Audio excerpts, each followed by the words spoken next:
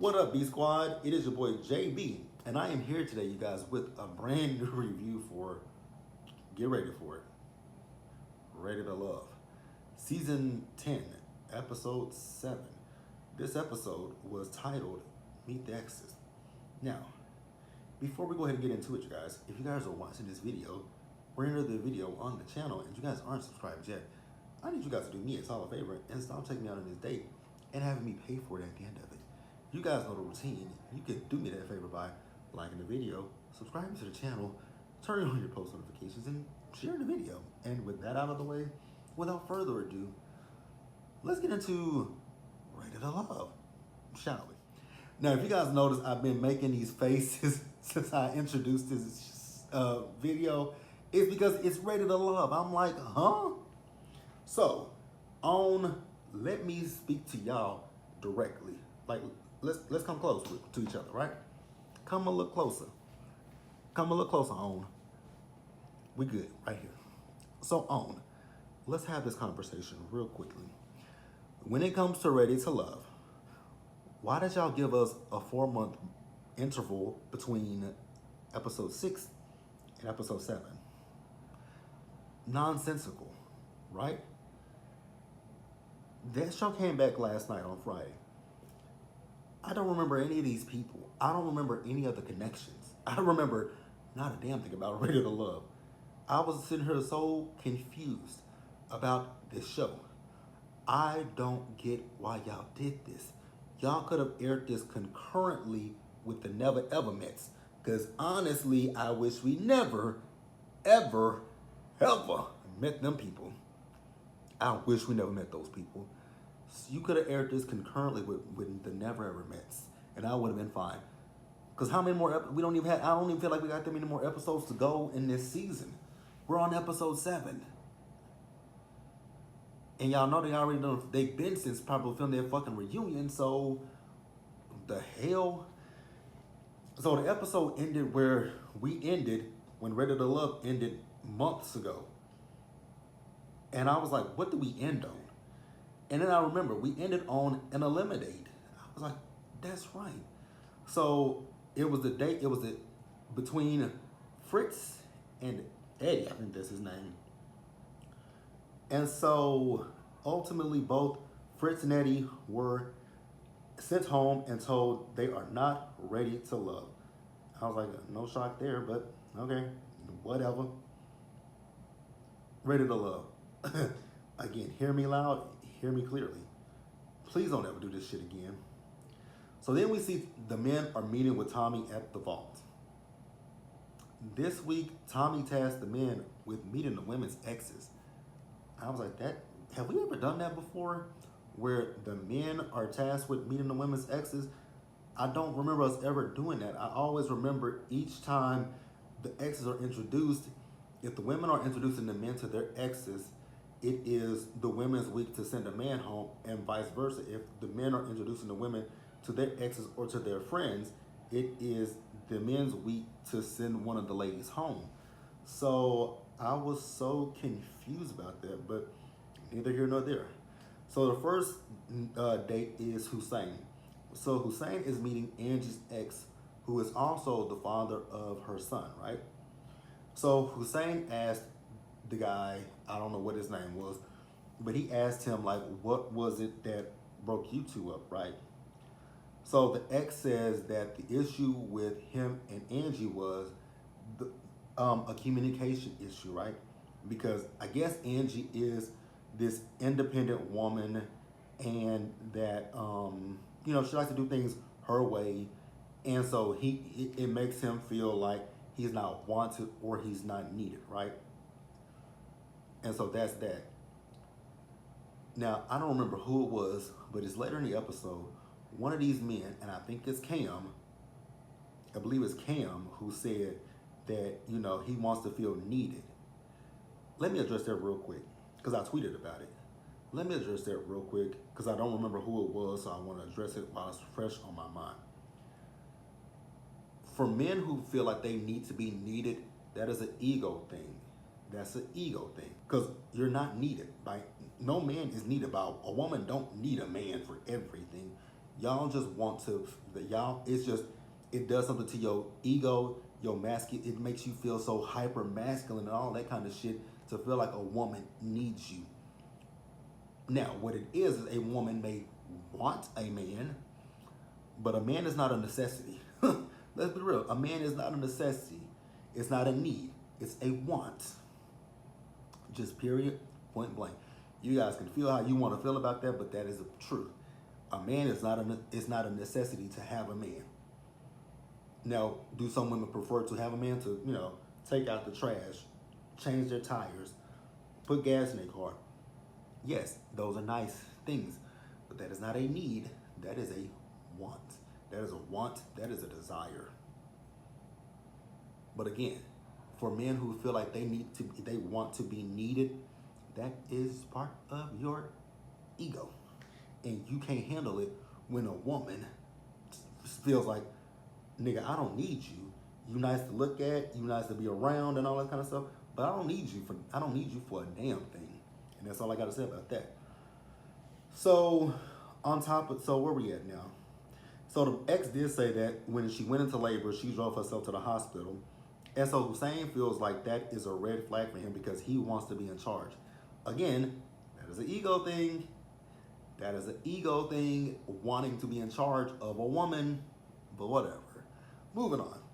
So Kiara introduces Jay to, what did I call Jay? Coolio Mike Epps. So Coolio Mike Epps is introduced to her ex. The only thing that I can say about her ex is I was repulsed. Absolutely repulsed. This was my face the entire time. Now granted, I was watching it when I left from the restaurant that I eat at on Friday nights, and I didn't hear what he was saying, but I came home just a few minutes ago after getting my hair cut, and I was sitting here eating lunch, and I heard some of the shit he was saying. I was like, So she and her ex, they tried to date. It didn't work out, so they remained friends with each other. So Coolio Mike Epps asked what happened with them. So this man says that Kiara is younger than his youngest sister. So I was like, how old is your youngest sister? And how much younger is Kiara than your youngest sister, right? So he says she had a crush on him, but there wasn't something that he could do. So he waited until she became of age, and then he jumped on that. I said, ew, that is so fucking predatory, sir. That is not something I would be proud to ever admit to anybody. That you're younger than my youngest sibling. You had a crush on me. I couldn't do that because obviously you were 18 or older and she was younger than fucking 18. So you waited for her to turn 18, but again, you older than her. That just sounds so fucking predatory. And at that point, that's when I stopped listening. Because I was like, absolutely not. No. This ain't it. This is not it. So then he admits to still having feelings for her. I said, go away from me with this Apollo. Get the fuck off my television screen. So let's pause here and move forward. So next up, you guys, Shanice is introducing her ex to Cisco. And this is an ex that she had when she was in college. I was like, wow, college, cool. Don't really have a problem with it, but I was like, damn, girl, you ain't got nobody from, current. But then I was like, you know what, maybe she's not on good terms with, this is why I wouldn't necessarily want to do it. Well, me personally, I could do it because I am on good terms with one ex. But some people might not be on good terms with their exes, and so they may have to double back to 20 years ago, right? So Cisco asked what happened with them, and so he said that, she had ambition and she wanted to travel, and he wasn't ready for that, right? So then Cisco was talking about all the good things that he can see in Shanice. And then, Cisco talked about having a few other potentials who caught his eye. So he mentioned, now mind you, Cisco, you brought this up, and you're the one who said Tay's name. So then the ex asked Shanice, what does Tay look like? She said, she's cute. He said, no, she's beautiful. That's the same fucking thing, sir. Like, cute, beautiful, they're the same thing. I don't know why you took that as her being shady towards her, but he did. So the next day we got is Cam, and he's meeting up with Sahara. So Sahara doesn't have an ex. And then the ex that she do have, he's deceased. So she's gonna meet him by herself. So she told Cam, you can ask me whatever questions you want to ask. And he was like, cool, I got you, right? And so Cam asked her, like, what did you learn from your last relationship that you don't want to take into your next relationship? And she said that she loves unconditionally, and there isn't much that would make her leave. I said, excuse me, Sahara? Because there are a lot of things that would make me leave a relationship. There are a lot of things that would make me leave a baby. I can't really say, would cheating make me leave? No, but a baby would. But cheating, I don't know if I would say I would leave for cheating, but a baby, absolutely. Abuse, absolutely. Don't put your hands on me, and I won't put my hands on you. So she did say that how her ex was rough with her, thinking she can take it, and she said she can take it, but I'm like, Sahara, no, you don't have to, like, and I don't know, when she said rough, I didn't take it that, well, I don't know, she didn't clarify what she meant by rough. I don't necessarily know she meant abuse, but because there's more than one way you can be rough with a person, right? You can, so I don't know what she meant, but you don't have to take that, Sahara. And you guys, I really do like Sahara. She's a cool girl. I do like Sahara. Let's pause here and move on to the next, shall we? All right, so next up, Rose is introducing Hussein and Cam to her ex, right? So we find out that she and her ex were friends for 13 years before they dated. She said they dated last October, right? So I think it was either Hussein who asked, like, what happened with you guys, or it could have been Cam, one of the two. So he said that what broke them up is that he has 3 kids and that he couldn't devote his time to her. I was like, motherfucker, you knew you had 3 kids when you was trying to date her. So why would you try to pursue a relationship with her knowing you have 3 kids that you can't devote your time to her? Don't play with it, don't play with it, please don't play with my time. That is one thing that I will always ask somebody, never play with my time. Because that is something that I can never get back. Get the fuck out of here. So they asked him what nagged him about Rose. He said there was really nothing. Hussein is like, it was either Hussein or Cam. One of them don't believe, it was Cam. Cam is skeptical of that. I'm like, I mean, with my ex, there was nothing in like, the last ex that I was with, there was nothing that annoyed me. There was nothing that got him, that irritated me or aggravated me. No, it wasn't. And here's the thing for me.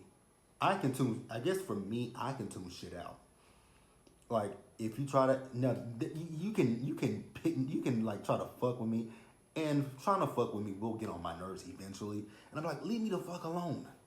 But I wouldn't get upset. That wouldn't be something I would say. But he said she was too attentive to him. I was like, okay. Again, Cam wasn't buying it. So then Cam asked her if she needs her partner to go to church with her. She said yes, but then she said something else where she was like, she's understanding of stuff. I was like, okay, cool. So the next day is Cisco and Khalil. So they are meeting up with Tay. So Tay said that she did reach out to an ex, but unfortunately that ex wasn't able to make it. And then the other ones that she reached out to, they're in relationships, so she had respect for that, right? So Khalil asked Tay, like, what is something that she doesn't like? She said snoring. I was like, ooh. Now I will say I do snore. Now, it ain't every night that I snore, but there have been some times where I be, and I'm like, oh shit. I've slept on my couch. There have been some times that I've fallen asleep on my couch and I have heard myself snoring. I'm like, oh my God, is that me? There have been some times in my bed I'd be like, oh my God, I know that ain't me snoring. And I wake up, I'm like, oh shit, it was me snoring because it'll stop. So Khalil also asked her how she handles conflict, and she said she can be defensive. That's a problem, ma'am. That's a problem that you need to work on. So then Cisco asked her what makes her pull away from a relationship. She said not being heard. I absolutely understand that one. So let's pause here and we're gonna wrap up the episode. All right, guys. So lastly, we see Angie and Cam. So they are meeting up, right? But she doesn't have an ex with her as well. So she doesn't want him to meet her son's father because this connection with Cam is very new. And honestly, I understand that, right? You want to get the feel for Cam. You want to get to know Cam a little bit better before you introduce your child's father to him. Understandable. So, um, he asked her like, what would your ex say is the reason that you broke up? And so she said the same thing that he said when he met up with Hussein. That was Hussein he met with, right? Yeah. And like I said, I think it was Cam who was talking about the fact of being needed and not being needed by a woman. Again, like I said earlier in the review, that is just an ego thing, sir. Because you're not needed by any woman. Like you're not needed by any woman. But okay, if that makes you feel big and strong and rough and tough, and I'm a man, then okay, cool, whatever. So she asked him what would his exes say about him, and he said that they would say he nitpicks, and he did it because he doesn't like to argue. I'm here for that. That is one thing you guys will never see from me. I just don't argue. Like I don't see the purpose in arguing with somebody. It's just not something that I'm gonna ever do is argue with you. You can argue with yourself, but I'm just gonna sit there and look at you, right? And then the last date is Deanna, Daddy Daycare, and Khalil. Now she don't have an ex because she said that things with her ex were toxic and they're not on good terms with each other, right? And I'm cool with that. I don't have a problem with it. So Deanna says they asked her what would her ex say about her. She says he would say that she's a runner and that she nitpicks. Now Deanna, I will ask the question: why was your booty cheeks out? Just wondering that question, but hey, neither here nor there. So get to the lounge. Two things that stood out to me at the lounge. Why is it an issue that Deanna didn't bring an ex who she said it was toxic? Why do y'all want to meet a nigga that's toxic to another woman, to the woman that you interested in? That's stupid. Number two, why the fuck were y'all laughing when Coolio Mike Epps was talking about Kiera's ex? And I know Tommy was making jokes, but even still, that shit was not funny to me. That man was a predator. But whatever. So we get to the eliminate. It comes down to Shanice and Angie. So Cisco is out with Shanice, and Cam is out with Angie. And ultimately, Shanice was told she's not ready to love. And that's the end of the episode, you guys. So let me know what you guys thought about this episode. Again, Ready to Love. Please never do this again. So when we get to season 11, because I feel like I think y'all already filmed season 11. When we get to season 11, please do not do a mid-season anything. Like, don't do that bullshit. Don't give us 4 months off of this show. This is not the type of show that you do that with. Because again, like I said, I did not recognize any of these people. Like, we didn't even have enough time to get to know them. 6 episodes, and then y'all talking about Ready to Love will be back this summer. Say what now, bitch? Huh? Run that back. It'll be what? Huh? And then y'all gave us that dreaded ass never ever mets. But that's it, you guys. Let me know what you guys thought about the video. Let me know what you guys thought about the episode. Leave your comments down in the comment section. Subscribe to the channel. Turn on your post notifications, guys. Share the video. And until the next time, you guys, do me a solid favor. Stay safe. Take care of yourselves. Wash your hands. Be blessed. And I'll see you guys in the next video. So if you guys were on the live that really me and I did today about Beyond the Gates, then you guys know that I am going to be doing that new show that's coming on tonight after Love and Marriage Huntsville goes off. I forgot the name of that show already. I can't. It's Hustle and Soul, Heart and Soul, Heart and Hustle, Heart and something heart, something soul, something hustle, something. It's something with them letters, them words in it. I don't know what the show is called, but by the time we review the show, hopefully I know it by then. But Heart and Soul, Hustle and Soul, Heart and Home, Heart and Family, Heart and something Houston, whatever the fuck the name is. Heart and Soul, Heart and Hustle, Hustle and Heart, Heart and Hustle, Soul, Hustle and Soul, something. It's something. I don't know. Again, I don't know what the name of the show is, but whatever the name of the show is, I'm gonna review it, and you guys will see it sometime tomorrow.